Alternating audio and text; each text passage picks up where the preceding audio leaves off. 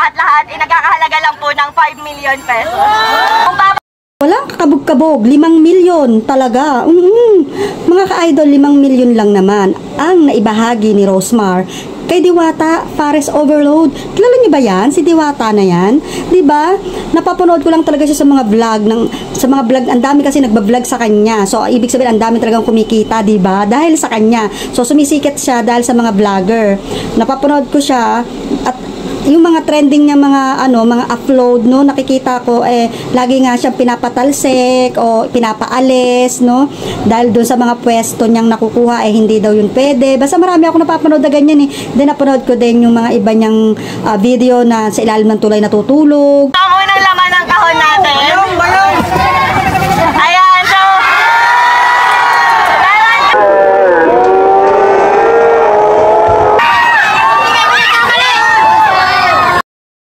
oh my God, talagang napaiyak talaga si Diwata dahil sa susing natanggap niya galing kay Rosemar. Hindi na siya kailangan matutulog, hindi na siya kailangan matulog sa ilalim ng tulay dahil meron na siyang sariling bahay ngayon. Diba? Nakakatuwa.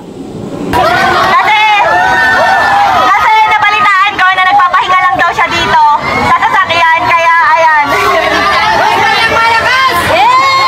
Ayan, free pop host na pag pinagawa ko kay Ma'am Pierre. So nandito siya guys, ilalagay ko sa vlog kung saan.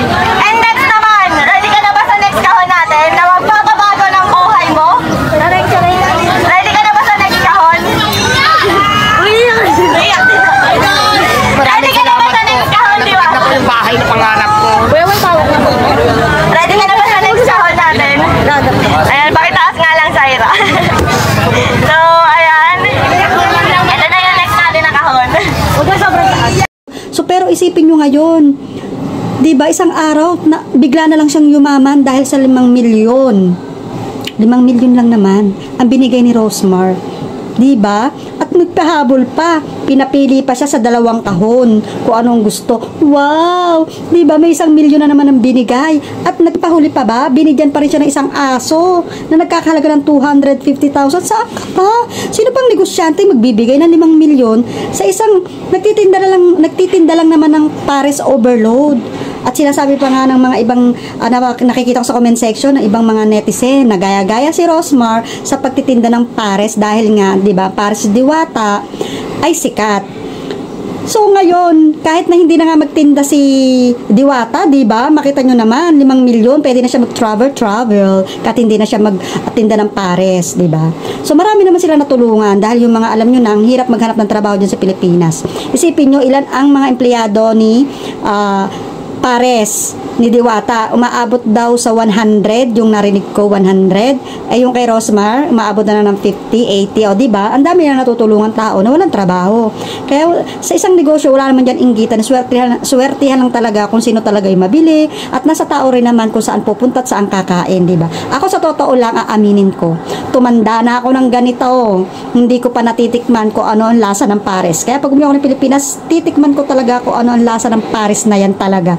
Talagang curious ako kung bakit ang dami-daming kumakain ng pares na yan. Curious lang. Gusto ko lang talagang tikman kung ano talaga lasa ng pares na yan. Pero talaga ito, the best. Sa lahat ng napanood kong mga content creator, sa lahat ng napanood kong video, dito ako saludo. Diba? Napakabait ni Rosemar para magbigay ng 5 milyon kay Diwata. Okay lang yun, 100,000, 200,000. Yung iba, yung nagbibigay ng, yung may nagbigay doon. Alam nyo na, nagbabanggaan sa beauty product, yung isang beauty product. At si Rosemar, diba? Yung isang nag-beauty product na may-ari, nagbigay ng tulong kay Diwata. Pansinin nyo, after nagbigay ng tulong yung isang CEO ng beauty product kay Diwata, ayan, si Rosemar, kinabog, ginawa ng 5 milyon, di ba? Hindi talaga sila nagpapatalo. Pag mga ganyang negosyo talaga lamang, hindi ko maintindihan, di ba? So, by the way, eto lang naman, ibinibigyan ko ng reaction tong video to dahil natutuwa naman talaga ako dito sa nakapapanood ko. Tingnan, panoorin yung mabuti. Sa totoo lang, aminado ako, gaya-gaya ako. Ayun, aminado ako, ginaya ko si Diwata. Kasi na-inspire ako talaga sa kanya, pero hindi para gawin siyang kompetensya. Sa totoo lang, matagal na kami nagka-chat ni Diwata, and tinanong ko talaga siya kung may tinutubo ka ba, may kinikita ka ba. Kasi talagang na-inspire ako sa kanya. Matagal ko nang gusto maglabas ng pares, kasi mga beef, and tagal pa kuluin. Pero nung nagka-idea ako sa kanya na, pwede pala yun, karne. karne, pork, ganyan. Tas, ang dami namin nabibigyan ng trabaho. Ang alam ko, 80 katao mahigit ang trabahador ni Diwata. At sa akin naman, nasa 50 plus 50, nasa 100. Napakaraming pamilya po yung nabago naming dalawa. Pero sa totoo lang guys, sa pagpapares na yan, wala po kaming kinikita talaga. Ayan, tinanong ko rin si Diwata kung kumikita ba siya, kung magkano na ba yung ipon niya, kumikita ba talaga siya. So sabi niya sa akin, tinanong ko kung milyon na ba kinita mo kasi sa dami ng tao. Hindi raw, malayo pa, pero ngayon instant milyonaryo ka. Malinaw, di ba? Sinabi ni Rosemar, talagang gaya-gaya siya. Pero kahit na ganun pa man, ay hindi naman sila magkatapat ng pwesto. Magkalayo pa rin sila, so walang problema. Nasa mga tao pa rin kung saan nila gustong kumain. Dahil nga sabi ni Rosemar, wala nang kinikita at malabong yumaman dito si Diwata. Kaya instant milyonaryo ang ginawa ni Rosemar. Akalain nyo yun? Magtinda na rin kayo ng pares. Makauwi na nga kaya. Magnegosyo na lang kaya ako ng pares. Magaya si Diwata. Baka maambunan. Wow. Milyon na binigay ni Ma'am Rosemar. So ito kasi, office siya, bahay din to na removable. So kahit saan pwede ko to ilagay, di ba?